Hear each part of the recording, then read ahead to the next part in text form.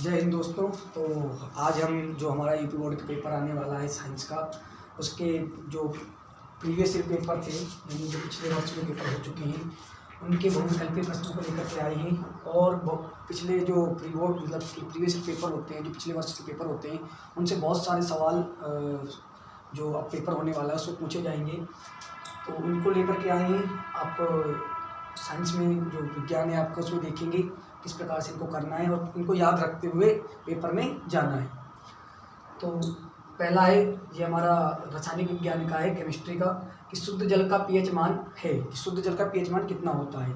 तो जो पीएच मान होता है, ये होता है हमारा अम्ल और क्षार के लिए, कि जो चीज़ अम्ल होती है, जो चीज़ अम्ल होती है, इसका पीएच जो मान रहता है वो 7 से कम रहता है। जो अम्ल होता है उसका पीएच मान 7 से कम रहता है। और जो क्षार होता है उसका पीएच मान 7 से ज़्यादा होता है। और जो ना अम्ल हो ना क्षार हो, उसका पीएच मान 7 होता है। तो जो हमारा शुद्ध जल होता है, इसमें विद्युत का कंडक्शन नहीं होता, मतलब विद्युत कंडक्ट नहीं होती, बिजली पार नहीं होती है, ठीक है। तो इसलिए इसका पीएच मान होता है 7। और इसमें तो शुद्ध जल का पूछा गया है। अम्ल अगर क्षार आ जाए कि अम्ल का पीएच मान कितना होता है, तो अम्ल का जो पीएच मान होगा वो 0 से लेकर के 6 तक के बीच में हो सकता है। और जो क्षार होता है ये 8 से लेकर के 14 के बीच में हो सकता है, इतना याद रखना। और क्षार की पहचान ये होती है कि इसमें अधिकतर तुम्हें OH दिखाई देगा। जिस चीज़ में OH दिखाई दे जाए तो अधिकतर मान लेना वो क्षार है। और जिसमें OH दिखाई ना दे, हाइड्रोजन दिखाई दे, H+ आयन दिखाई दे, वो अम्ल है। तो शुद्ध जल का पीएच मान होता है 7। और जो हमारा मूत्र होता है उसका पीएच मान होता है 6 कुछ।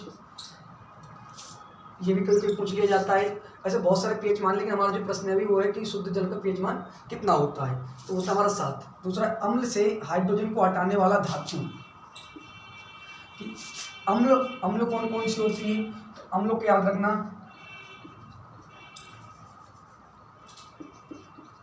अम्ल हमारे होते हैं, एक तो होता है HCl, इसको बोलते हैं हाइड्रोक्लोरिक अम्ल।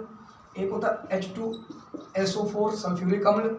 और एक हमारा होता है HNO3 नाइट्रिक अम्ल। एक होता है हमारा CH3COOH, इसको बोलते हैं एस्टिक अम्ल या सिरका। इन 4 ऐसी अम्ल हैं जो हमारे सिलेबस में अधिकतर पूछी जाती हैं, और उनमें से भी ये 3 ज़्यादा फेमस हैं। तो ये अम्ल में से ऐसा कौन सा धातु है जो इन हाइड्रोजन को क्या कर सकता है, हटा सकता है। तो हम ध्यान देंगे कि हमारे पास एक धातुओं की क्रियाशीलता होती है।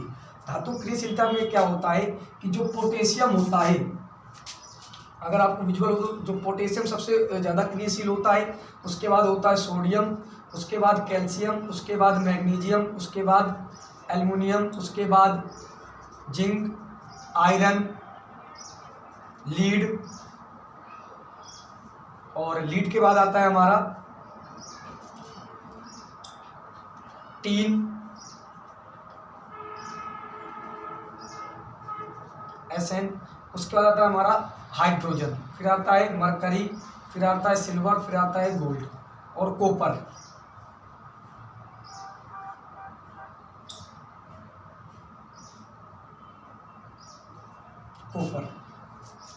कॉपर, मरकरी, सिल्वर, गोल्ड, ये आते हैं। तो हाइड्रोजन से जो ऊपर हैं, जितने भी हाइड्रोजन से जो ऊपर होते हैं, ये सब क्या होते हैं, इनको अम्ल में से हाइड्रोजन को हटा सकते हैं।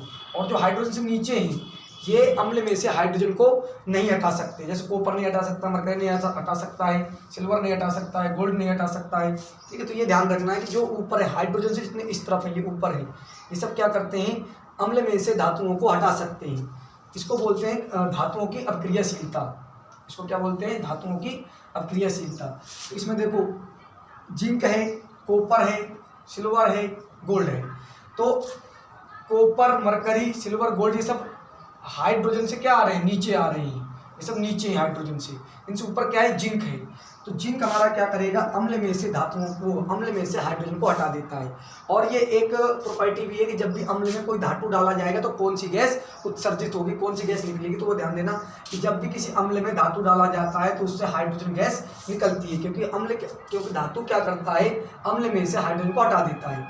उसका आता है प्रोपेन का रासायनिक सूत्र क्या है। तो प्रोपेन का जो रासायनिक सूत्र होता है, इसमें देखो पीछे एन आ रहा है, तो एन में क्या होता है, जब भी किसी चीज के पीछे एन आ जाए,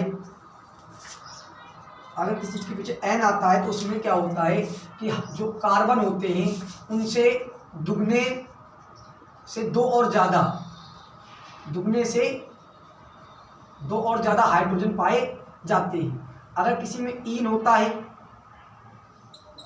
ईन, तो कार्बन और हाइड्रोजन की संख्या में दुगने का अंतर होता है। इसमें क्या होता है कि कार्बन और हाइड्रोजन संख्या में दुगने से दो ज्यादा का अंतर होता है, दुगना होगा दो ज्यादा और होगा। और ईन में क्या होता, अगर प्रोपीन होता तो कार्बन से दुगने हाइड्रोजन होती है, और अगर आयन होता तो कार्बन से दुगने से दो कम हाइड्रोजन होती है। तो यहाँ ध्यान देना है कि हमारा एन है, तो जो हाइड्रोजन होगा वो कार्बन की संख्या से दुगना होगा और दो ज्यादा होगा। तो इसमें कार्बन एक है और कार्बन का एक का दुगना करेंगे दो होगा है, और दो में दो जोड़ेंगे तो कितना हो जाएगा, चार हो जाएगा। इसमें देखते तो देखो 3 दूनी 6 और प्लस 2 8, इसमें देखेंगे तो 4 दूनी 8, और इसमें है, ठीक है। तो अब प्रोप में होगा 3 कार्बन होंगे, ठीक है। देखो सब में दुगने से दो ज्यादा है, सब में, ठीक है। तो हमें ध्यान देना है प्रोप में क्या होते हैं, 3 कार्बन होते हैं। प्रोप में 3 कार्बन की संख्या होती है। 3 कार्बन की संख्या किसमें, दूसरे वाले में, ठीक है। प्रोप एन, तो दुगने से दो ज्यादा है, क्योंकि 3 दूनी 6 और 2 जोड़ेंगे तो 8 आएगा। और कितने कार्बन है, 3 कार्बन। प्रोप का मतलब होता है 3, मतलब जो एन के आगे लिखा होता है वो कार्बन संख्या दर्शाता है। तो इसमें प्रोपॉन क्या है हमारा, C3H8, ठीक है। अगर आपको पूरी वीडियो इसकी मतलब कार्बन कंपाउंड चाहिए तो आप कमेंट करके बता देना, हम पूरी वीडियो डाल देंगे इसकी मतलब कि कार्बन एंड इट्स कंपाउंड की, कार्बन और उसके यौगिकों की। तो इसके बाद विरंजक चूर्ण का रासायनिक सूत्र क्या है। विरंजक चूर्ण क्या होता है, इसको इंग्लिश में बोलते हैं ब्लीचिंग पाउडर। ये जो पहले हमारा दे रखा Na2CO3, ये होता है हमारा धावन सोडा।